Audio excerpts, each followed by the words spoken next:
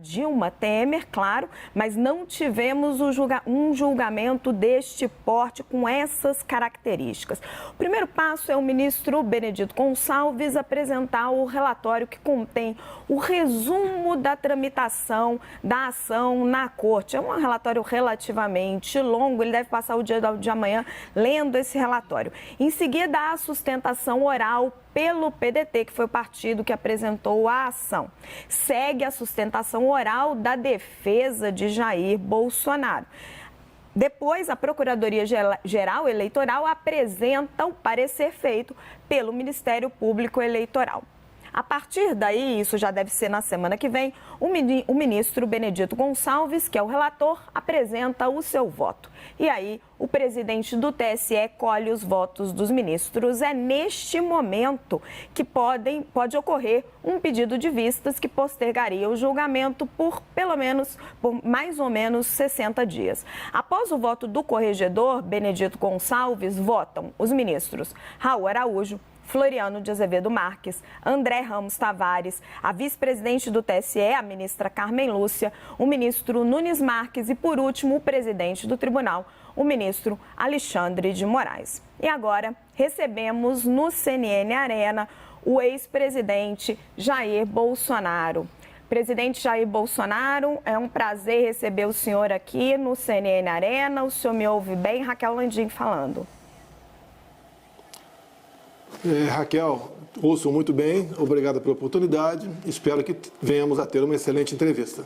Com certeza, presidente. Obrigada por nos atender. Presidente, eu vou começar a nossa conversa pela reunião dos embaixadores, que é o foco da ação amanhã.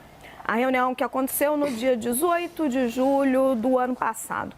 Quando o senhor convoca a reunião, reúne os embaixadores e reitera as críticas que o senhor vinha fazendo sobre o sistema eleitoral brasileiro, o senhor foi alertado pelos seus advogados que o senhor poderia, correr o risco de ficar inelegível? Primeiramente, a política externa é de competência privativa do presidente da República. Por que eu convidei os embaixadores e não convoquei? Porque há 2 meses antes, aproximadamente, o ministro do Supremo Tribunal Federal, Edson Fachin, que compõe o TSE, reuniu-se também com aproximadamente 65 embaixadores e falou sobre eleições, sobre o sistema eleitoral e concluiu dando uma mensagem muito parecida com o seguinte: tão logo o TSE anuncia os resultados das eleições, vocês façam gestões junto aos respectivos chefes de Estado para que o reconhecimento do eleito se faça imediatamente. Então, convidei os embaixadores, em torno de 60 compareceram, ou seus representantes, e falei sobre o sistema eleitoral brasileiro, como ele é na prática. E teci comentários sobre um inquérito de novembro de 2018, que começou e não foi concluído, sobre possíveis fraudes nas eleições de 2018. Isso que aconteceu. Então, as possíveis críticas e observações não foram ataques. Foi uma resposta que eu dei ao ministro Fachin. E nós, sempre dissemos o voto impresso. Eu mesmo tenho propostas lá de trás, desde 2012 eu vinha trabalhando na Câmara dos Deputados, como parlamentar, para que o voto impresso fosse acolhido. Chegou até o momento que foi acolhido, foi uma emenda verbal minha, junto ao Rodrigo Maia, que era o relator de um projeto eleitoral naquele momento, foi aprovado, e o TSE, em 2018, ia implementar o voto impresso. Até mesmo naquele momento, momentos antes, o ministro Luiz Fux, que era o presidente do TSE, me convidou. Eu fui ao TSE e conversei com o ministro Fux sobre o voto impresso, porque ele me convidou para ir para lá e disse-me o seguinte: não temos como implementar o voto impresso como um todo. Temos condições de em 5% das urnas, temos o voto impresso. Eu respondi para o ministro: tudo bem, o senhor aí está certo, não tem condições, faz o possível. Só peço que as urnas sejam pulverizadas pelo Brasil. Ele falou: isso já está na nossa programação. Vamos ter 5% das sessões eleitorais com o voto impresso pulverizado pelo Brasil. Bem, semana depois, o Supremo Tribunal Federal resolveu julgar inconstitucional o voto impresso, alegando que o voto impresso poderia prejudicar a segurança das eleições. Então, tivemos eleições em 2018 sem o voto impresso. Presidente, mas só ressaltando um ponto, o senhor disse que faz a reunião, então, em resposta a uma reunião que havia sido feita pelo ministro Edson Fachin. Mas já era um período pré-eleitoral. Os advogados do senhor avisaram que poderia ter essa consequência, que o senhor poderia ser alvo de um processo e, eventualmente, se tornar inelegível? Olha, qual o problema convidar e conversar com embaixadores? Nenhum problema. Isso você fala pré-eleitoral. Hoje é pré-eleitoral para 2026. Tá? Não foi dentro daquele prazo de 45 dias onde você realmente está no período eleitoral. Outra coisa, o embaixador não vota. Não foi pedido de voto para ninguém. Eu expus como funcionam as urnas aqui no Brasil, como funciona a justiça eleitoral e falei sobre o inquérito que não tinha e não tem o caráter sigiloso, ao contrário de que alguns falaram no passado. E isso foi confirmado pelo próprio delegado da Polícia Federal, encarregado do inquérito, que forneceu cópia desse inquérito ao deputado Felipe Barros, do Paraná. E assim sendo, como nessas acusações futuras do TSE ali envolvia um deputado, a consultoria da Câmara falou que aquele inquérito não era reservado, não tinha qualquer classificação sigilosa. A mesma coisa disse o delegado e também a Corregedoria da Polícia Federal. Eu não sei por que criar uma tempestade num copo d'água, apenas foi conversado com eles como funcionava o sistema eleitoral. Não falei a palavra fraude ali, no tocante a futuras eleições. Falei daquele inquérito da Polícia Federal de novembro de 2018, que até hoje não foi concluído ainda. Apenas isso. Qual o problema de discutir esse assunto? Eu lamento que a imprensa não tenha procurado esse inquérito para discutir sobre esse assunto. Mas tudo bem, no meu entender, não justifica uma reunião com embaixadores mover uma ação para tirar os direitos políticos, no caso da minha pessoa. Presidente, vou chamar os meus colegas para participar da nossa conversa, desse que é um tema de interesse público. Leandro Magalhães. Olá, presidente. Boa noite. Obrigado pela entrevista aqui à CNN. Presidente, mais cedo no Senado Federal, o senhor comparou o julgamento do senhor amanhã ao julgamento da ex-presidente Dilma Rousseff e o ex-presidente Michel Temer, a chapa Dilma Temer, que foi julgada em 2017 pelo Tribunal Superior Eleitoral. Por que o senhor fez essa comparação? Qual seria a igualdade, digamos, do seu julgamento amanhã para esse julgamento em 2017? Olha, em 2015, o PSDB entrou com uma ação contra a chapa Dilma Temer. E ao longo dos anos, esse inquérito, essa ação de investigação da Justiça Eleitoral, a IG, recebeu outras provas, inclusive da Lava Jato. Quando foi colocada em pauta, então, a votação da chapa Dilma Temer em 2017, lembro que a senhora Dilma já havia sido cassada no ano anterior e havia uma pressão de partido de esquerda para que esse processo fosse julgado, porque havia interesse por parte de partidos de esquerda para caçar o senhor Michel Temer também. Bem, o julgamento começou. Houve um amplo debate se essas outras provas poderiam ser anexadas à ação originária. E uma discussão bastante acirrada, e o TSE entendeu que tinha que ser julgada apenas a ação inicial. Essa dita árvore de Natal não poderia acontecer. E assim foi feito o julgamento. E, ao fazer o julgamento só com a ação inicial, observou-se uma fragilidade na inicial e a chapa Dilma Temer, esse processo acabou sendo arquivado. Deixo claro que o ministro que deu voto de desempate, que foi 4-3, foi o senhor Gilmar Mendes. E ele declarou naquele momento: a Justiça Eleitoral não pode se prestar a caçar mandatos de ninguém, muito menos de presidentes. E graças a esse julgamento, que dentro desses 4 votos, inclusive, um voto é do meu atual advogado, o doutor Tarcísio. Graças a esse julgamento, o senhor Temer continuou presidente e depois, então, graças ao julgamento, ele indicou aqui o senhor Alexandre de Moraes para compor o Supremo Tribunal Federal. E, por coincidência, o senhor Alexandre de Moraes, que se beneficiou desse julgamento no passado, agora está à frente, comandando o Tribunal Superior Eleitoral. Então, eu espero, obviamente, que toda a jurisprudência, tudo o que aconteceu no julgamento de 2017 se repita agora em 2023. Não permitam que outras acusações componham essa ação judicial e julgue apenas pela inicial, que foi a reunião com embaixadores. E eu digo, a reunião com embaixadores é tão frágil quanto a primeira contra a chapa Dilma Temer lá atrás.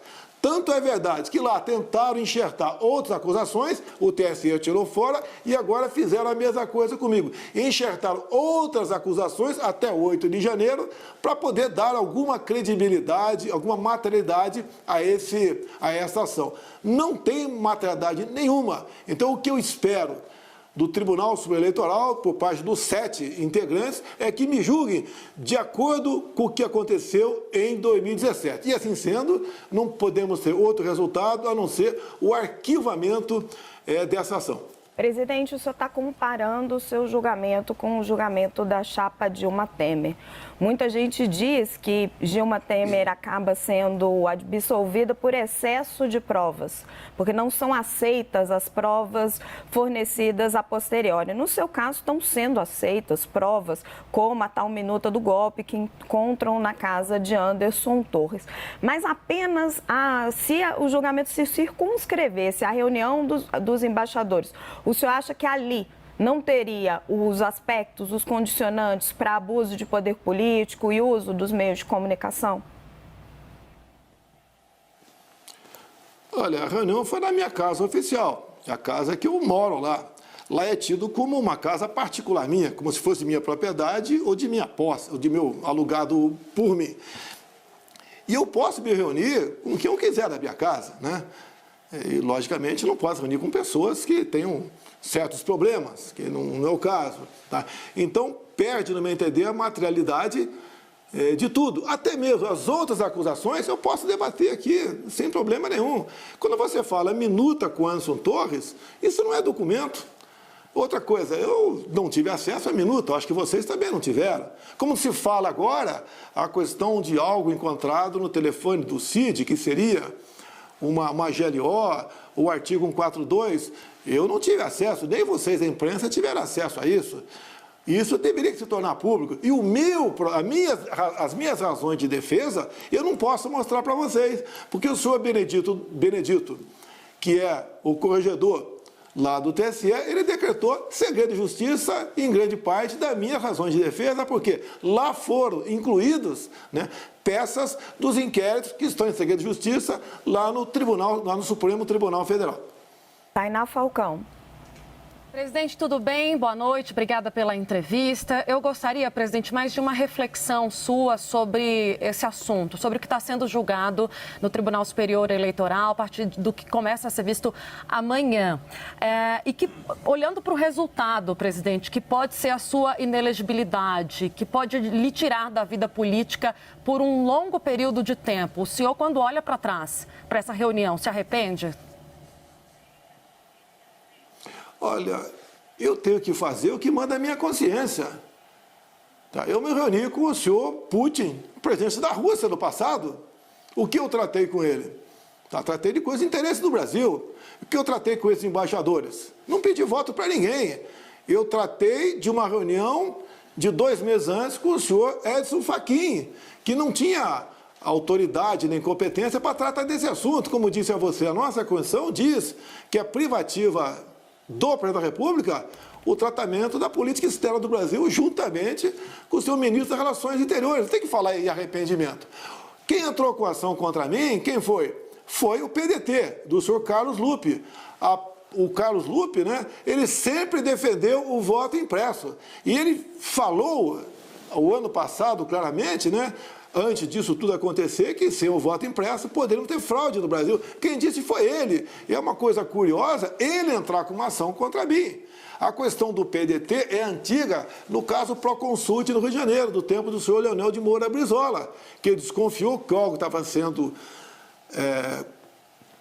tratado contra ele e ele conseguiu evitar aqui uma fraude lá atrás. Então, um computador, ele a princípio não erra. Quem erra é quem está do lado dele. E nós, né, não falamos em fraude, nós falamos em voto impresso e falamos do inquérito, repito, da Polícia Federal, que daria um programa para debater com vocês, seria muito bom debater isso daí, que a Polícia Federal houve uma denúncia de fraude nas eleições de 2018. Bem, se houve fraude, quem fraudou foi o ganhador foi eu. E a Polícia Federal começou a investigar e rapidamente suspendeu a investigação. Por quê? Isso dá um programa. Então, eu não tenho que me arrepender. Eu não fiz, no meu entender, nada de errado. Eu sempre joguei dentro das 4 linhas da Constituição. Desde quando assumi, em 2019, uma parte da imprensa e algumas autoridades sempre falavam que eu ia dar um golpe. Duvido qual presidente foi mais democrático do que eu ao longo de 4 anos de mandato. Fiz, no meu entender, o que devia ser feito, conversar com os embaixadores sobre o sistema eleitoral nosso. Até que, dado momento, eu perguntei para eles, né, se alguém, em algum país deles, usava esse sistema nosso. Ninguém usava. E olha que o Brasil não é tão evoluído ainda nessas questões de informática, né? E nada mais além disso. Qual o problema de se criticar com razão ou com consciência, né, ou com argumentos, o sistema eleitoral sem problema nenhum? Agora eu te pergunto, é justo o partido nosso entra com a petição no TSE, depois das eleições, uma petição, uma medida administrativa, e sai de lá com uma multa de 22 milhões de reais? Eu considero as eleições de 22 uma página virada. Daqui para frente é outra coisa. Em 26 teremos outra composição no Tribunal Superior Eleitoral. Talvez o pessoal pense alguma coisa diferente. Agora, você pode ver uma coisa que o senhor Gilmar Mendes falou em 2017, repito aqui. Ele disse que a Justiça Eleitoral não poderia se prestar a cassar mandato de ninguém. Palavra do senhor Gilmar Mendes, muito menos um presidente da República. Estão fazendo o contrário de mim. O que eu só espero que o TSE faça, os seus 7 integrantes, é que me julguem, levando-se em conta o que aconteceu em 2017. Presidente, o senhor citou o ministro Alexandre de Moraes numa resposta anterior. Agora o senhor cita o ministro Gilmar Mendes. O ministro Alexandre de Moraes tem uma influência grande hoje na corte. Ele mesmo anunciou os 2 novos indicados com a autorização do presidente Lula. Mas o senhor indicou o ministro Cássio Nunes Marques, que hoje tem assento no TSE. O senhor espera que ele peça vistas e que ele vote contra a sua inelegibilidade? Olha, a decisão é deles. Quando você indica, o Senado aprova e ele toma posse no Supremo Tribunal Federal, ele ganhou a sua liberdade, ele vota como ele achar que deve votar. Eu não interfiro nos votos do Cássio Nunes, nem nos votos do André Mendonça que eu indiquei. Então, eu respeito o voto deles. Obviamente, os indiquei porque conhecia alguma coisa da vida pregressa dele na questão jurídica em especial. E o Cássio Nunes seria o 6º a votar quando o processo entrar nessa fase. Sendo o 6º a votar, se ele pedir vistas, pode ser que já tenha decidido a fatura de um lado ou para o outro. Seria completamente inócua ele pedir vista nesse momento. O ideal seria que, já que é um processo, um voto de quase 500 páginas, o ideal seria que alguém no começo pedisse vistas, até porque daí se vence a questão aí do recesso. E mais ainda, nós peticionamos de novo o senhor ministro Benedito para que possamos liberar para vocês da mídia, para quem assim quiser, a nossa defesa do que estamos sendo acusados. Porque não me interessa eu divulgar a defesa depois de consumado, nem vocês vão querer ler mais a minha defesa, já acabou. E Inês morta, página virada. Agora, eu estou sendo cerceado no meu direito de defesa, no meu entender, e não poder divulgar a minha defesa, meu Deus do céu. Como eu posso ser acusado de algo secreto, que não foi apurado ainda, né? E eu não posso, o meu advogado tem, logicamente, nós fizemos a defesa nas mãos, nós não podemos vazar isso daí. Eu não vou trabalhar contra a justiça, eu espero que não seja cometida uma injustiça comigo. Vocês estão vendo aí, eu estou sendo cerceado do meu legítimo direito de defesa, por não poder comungar com vocês da imprensa as razões de defesa de cada item que eu estou sendo acusado, em especial a reunião com os embaixadores. Você está ressaltando isso porque tem trechos do processo que estão sob sigilo. Chama Leandro Magalhães. Sim. Sobre esse ponto, presidente, eu gostaria de tocar. Em despacho, o ministro Benedito Gonçalves, ele disse que havia trechos ali usados nas alegações finais do senhor, da sua defesa, em que estão sob sigilo. Por exemplo, uma perícia que foi feita com aquele documento lá na casa do ex-ministro Anderson Torres. Houve uma conversa com a sua equipe de defesa, os advogados, para poder tentar, no julgamento, explorar todo o processo, as alegações finais? Eu conversei com a sua defesa essa semana e a gente deu aqui no CNN Arena que haveria uma tentativa e um pedido para poder retirar esses trechos do processo das alegações, já que para amanhã, no julgamento, o julgamento ser completo e não ser retirado alguns trechos usados pela sua defesa para poder argumentar. Esse pedido foi feito, o pedido foi atendido ou não? Leandro, eu não posso, eu nem você, julgar ninguém de forma secreta. O voto pode ser secreto lá no tribunal de júri, mas os fatos em si tem que estar aberto para todo mundo. Isso não está acontecendo comigo. Tá? O ideal, o certo, no meu entender, a exemplo de 2017, tudo que foi agregado em cima da inicial tem que ser tirado fora. Como tiraram fora, tá? Tudo que foi agregado no julgamento da chapa Dilma Temer.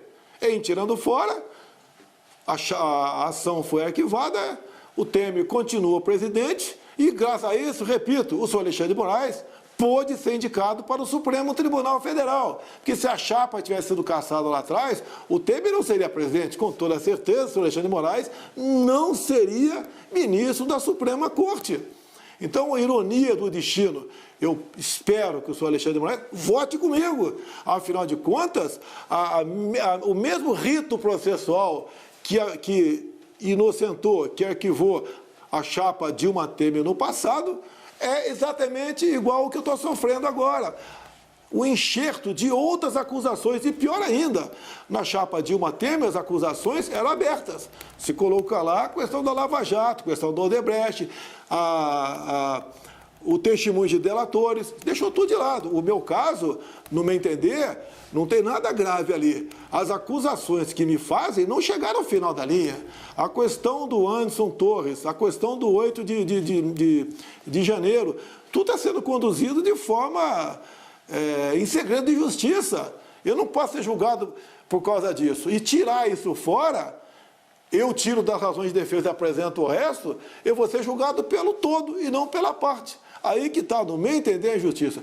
Eu peço, primeiro a Deus, obviamente, e depois aos senhores ministros, em especial o senhor Alexandre de Moraes e o senhor Benedito, que é do STJ, uma corte renomada e respeitada por todos nós, que façam um julgamento justo. Isso que está acontecendo comigo, eu estou vendo acontecer lá na Nicarágua, onde o senhor Ortega caça os direitos políticos e até bota na cadeia os seus opositores. É o que da Bolívia fez há pouco tempo. A senhora Janine Enes, quando voltou a turma do Evo Morales, resolveram colocá-la na cadeia com a acusação de feriu, atentou contra a democracia.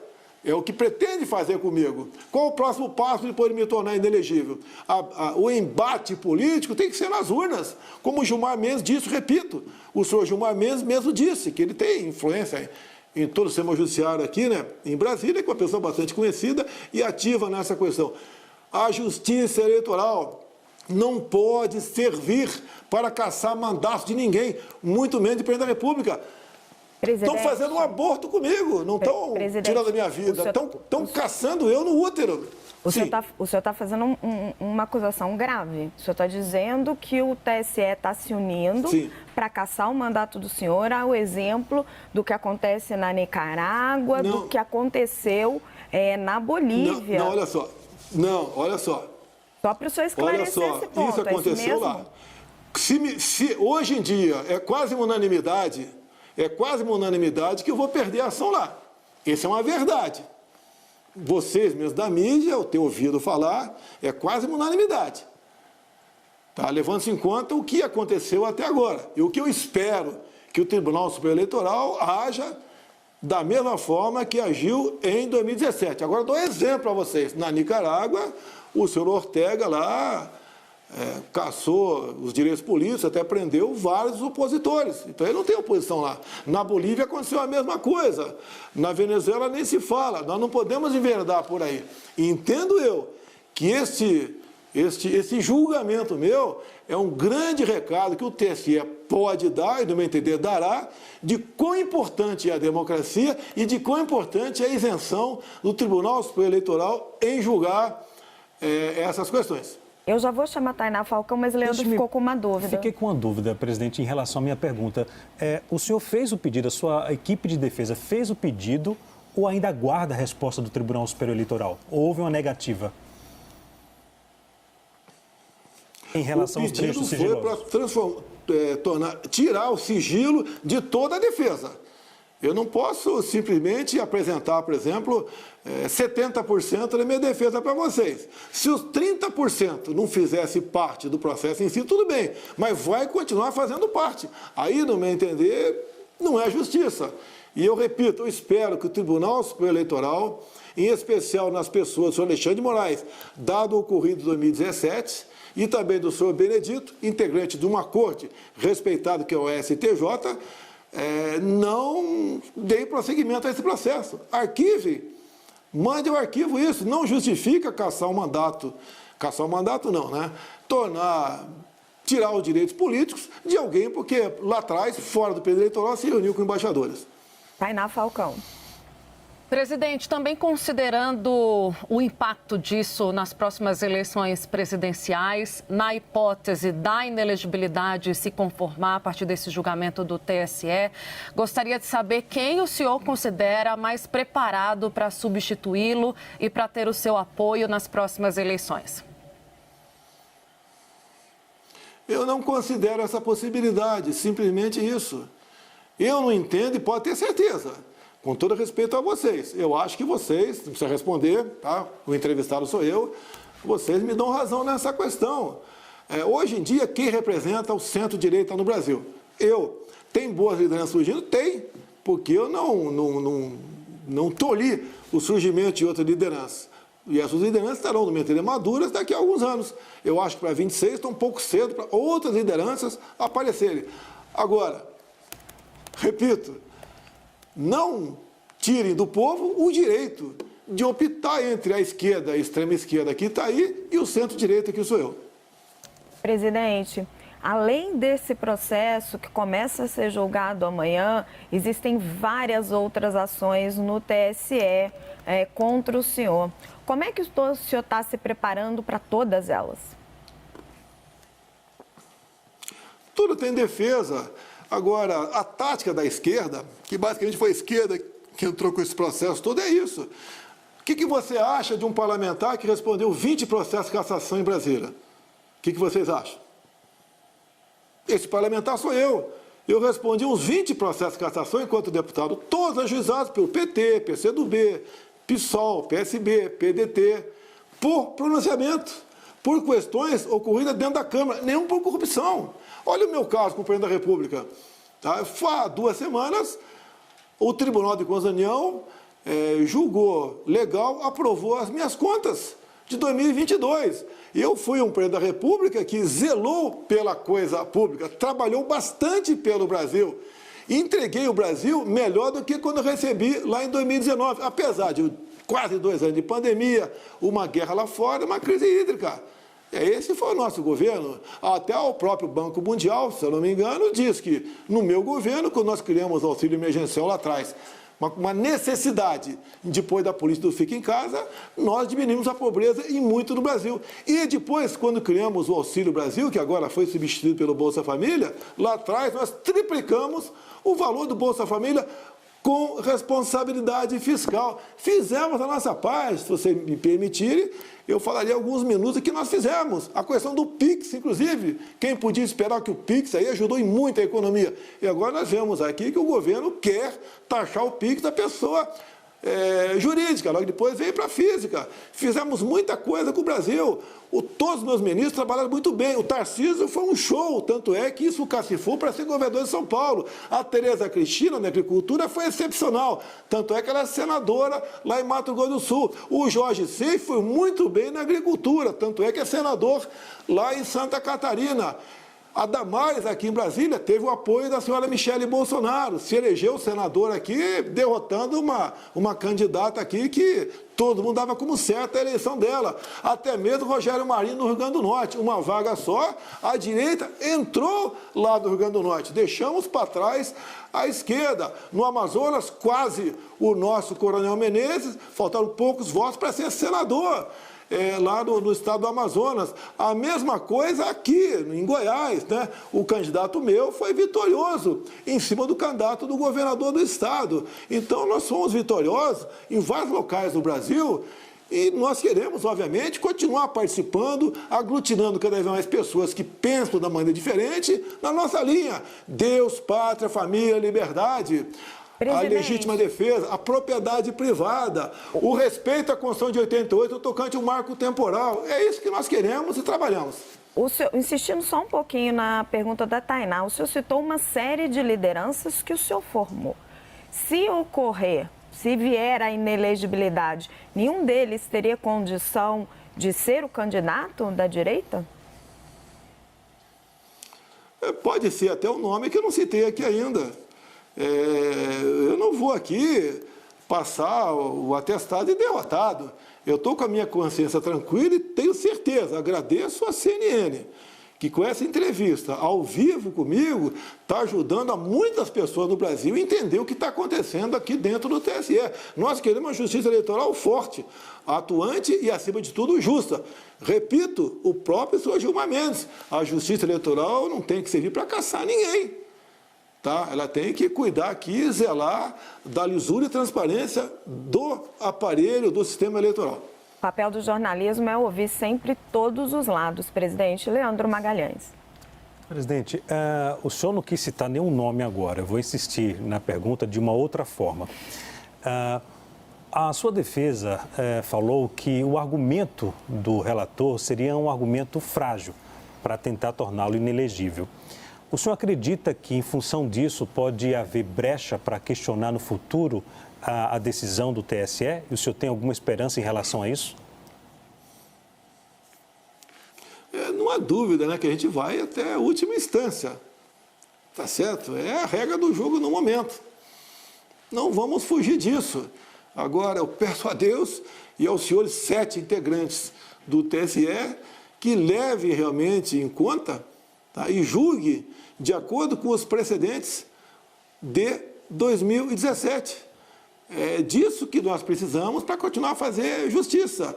E quando você julga um precedente, você forma realmente algo que serve de jurisprudência. A jurisprudência não pode ser aplicada de acordo com a cara da pessoa que está sendo julgada. Da esquerda é assim, agora a direita é assado. Não pode acontecer isso aí. Não há qualquer ataque meu à justiça eleitoral. É um apelo à justiça eleitoral. Até porque nós sabemos qual é o voto do senhor ministro relator, o senhor Benedito, e a gente tem um sentimento, o que acontece junto à grande mídia e junto ao povo aqui fora. Junto ao povo é que, se caçarem os meus direitos políticos, eu sendo injustiçado.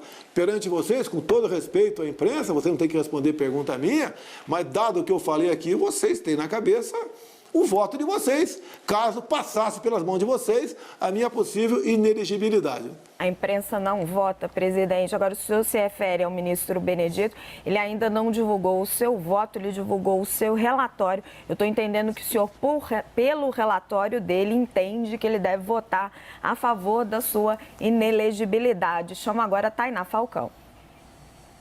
Presidente, ainda sobre TSE e sobre esse julgamento, né? O senhor faz um apelo aqui, já falou isso diversas vezes, né? Por uma votação um julgamento mais justo, enfim, apresentou aí os seus argumentos. Mas o senhor acredita em que resultado? O senhor acredita na inelegibilidade ou acredita que é possível, de alguma forma, reverter o que está sendo discutido pelo Tribunal Superior Eleitoral? E, em caso de inelegibilidade, ainda cabe recurso. O senhor vai recorrer?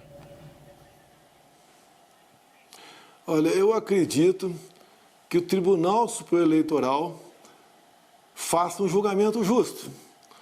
O senhor ministro, presidente do TSE, Alexandre de Moraes, só está lá tendo em vista o julgamento da chapa Dilma Temer em 2017.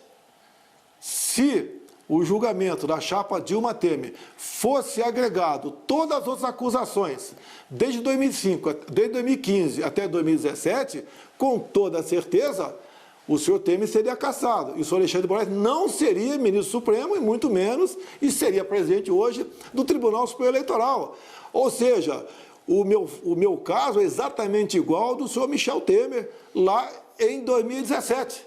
E eu espero que o senhor Alexandre de Moraes haja um debate, meu advogado vai propor esse debate, que outras acusações, diferente da inicial do PDT, pela minha reunião com o embaixador, não seja acolhida. A exemplo de 2017, do julgamento da chapa Dilma Temer. Eu estou sendo óbvio, eu estou sendo repetitivo, porque quando você tem razão, você não tem que fazer um processo com 500 páginas para acusar alguém. Presidente... Então vai recorrer, presidente? Desculpa, só insistindo. Eu espero que não seja necessário. Eu espero que o projeto seja arquivado a semana que vem, né, ou logo depois do recesso.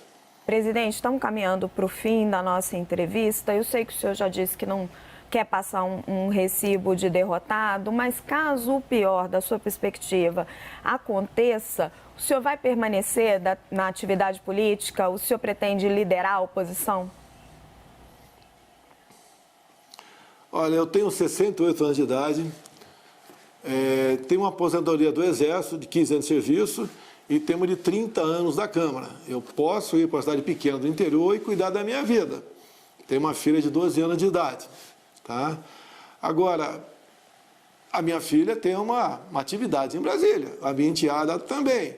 A minha esposa é aqui de Brasília e eu não quero ficar dentro de casa em Brasília. A gente quer continuar trabalhando, sendo ativo e colaborando com o futuro do seu país. Hoje recebi aqui uns 20 parlamentares. Quase que diariamente isso acontece aqui na sede do PL. Eu quero continuar contribuindo. Temos muito a contribuir, temos muito a passar para o povo brasileiro. Você pode ver, compare os meus ministros com os atuais ministros do senhor Lula. Veja a diferença. Isso eu transmiti para a população brasileira. O povo voltou a amar a bandeira do Brasil, voltou a dar valor à liberdade e entendeu realmente o que é a política. Hoje o povo sabe o que é Câmara, Senado, STJ, TCU, STF. Hoje o povo sabe o que é isso. O povo acordou para a política basicamente em cima das mídias sociais e do meu trabalho. Mídias sociais essa que querem regulá-la. Nós não podemos admitir. Eu fui o presidente que mais sofreu com todas as mídias e nunca falei em regular mídia social, muito menos vocês da mídia tradicional do Brasil. Nós agradecemos muito, falamos agora com o ex-presidente Jair Bolsonaro. Presidente Bolsonaro, muito obrigada pela sua disposição, pelo seu tempo aqui no CNN Arena. Muito obrigado, que Deus ilumine os 7 ministros do TSE a partir de amanhã. Voltamos aqui, né? Vamos direto para nós.